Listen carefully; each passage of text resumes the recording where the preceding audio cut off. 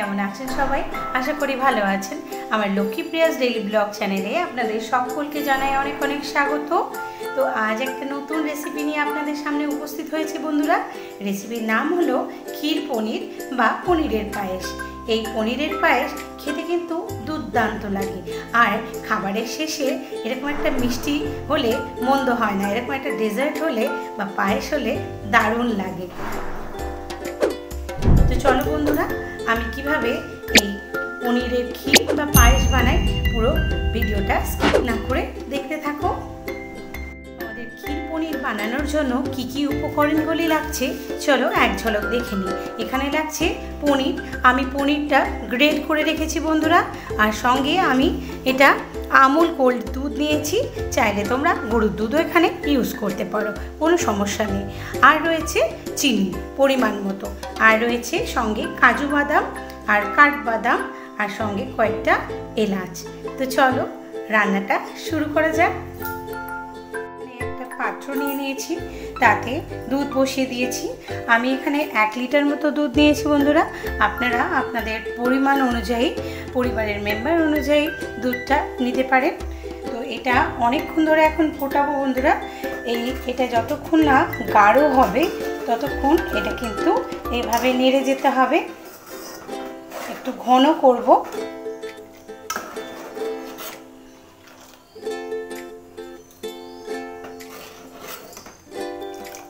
আর এই পনিরের ক্ষীরটা কিন্তু খুব তাড়াতাড়ি তৈরি হয়ে যায়, চটজলদি একদম। বাড়িতে যদি কোনো গেস্ট আসে সেই মুহূর্তেই কিন্তু আপনি তৈরি করে এর সামনে দিয়ে দিতে পারেন, আর খেতেও খুব সুন্দর হয়, অসাধারণ একটি ডেজার্ট। আর এটা ফ্রিজে রেখে খেতে সবথেকে বেশি মজা লাগে। তো এইভাবে কন্টিনিউ নাড়তে হবে বন্ধুরা, কারণ ধরে যাবে। দুধটাকে ঘন করে নিতে হবে।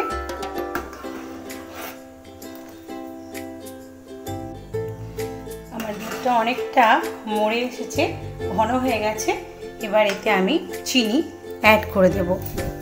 খুব বেশি চিনি দেব না বন্ধুরা, ক্ষীরটা খুব বেশি চিনি হয়ে গেলে মুখটা মরে যায়, সেক্ষেত্রে কিন্তু বেশিটা খাওয়া যায় না।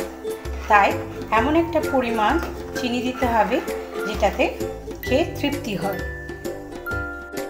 10 থেকে 15 মিনিট পরে আমি দুধটা এবার গাঢ় হয়ে গেছে।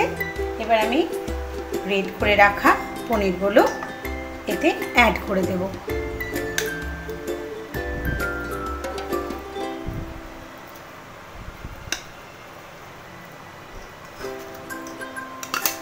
ভালো করে মিশিয়ে নেব।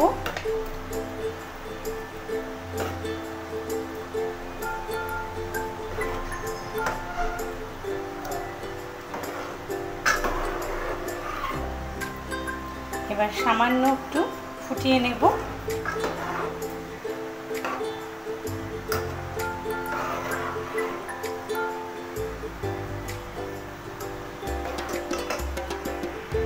একটা কথা বলার আছে বন্ধুরা, এখানে কিন্তু ফ্রেশ পনির নিতে হবে, না হলে ফ্রেশ পনির যদি না হয় সেক্ষেত্রে কিন্তু দুধটা কেটে যাওয়ার ভয় থাকে। তাই অবশ্যই এই ক্ষীর পনিরের জন্য ফ্রেশ পনির নেবে, তাহলে ক্ষীর পনিরটা খুব ভালো হবে। আমি উপর থেকে একটু কাজু বাদাম ছড়িয়ে দিলাম, আর কেটে রাখা কিছু কাঠবাদামও ছড়িয়ে দিলাম, আর কিছুটা রেখে দেব গার্নিশ করার জন্য। আবারও ভালো করে নাড়িয়ে ছাড়িয়ে নেব।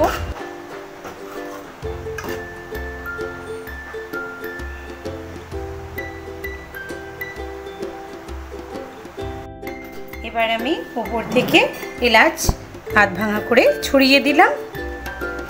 আবারও ভালো করে একটু নাড়াচাড়া করে নেব। গ্যাসটা আমি অফ করে দিলাম। ব্যাস কমপ্লিট হয়ে গেল ক্ষীর পনির বা পনিরের পায়েস।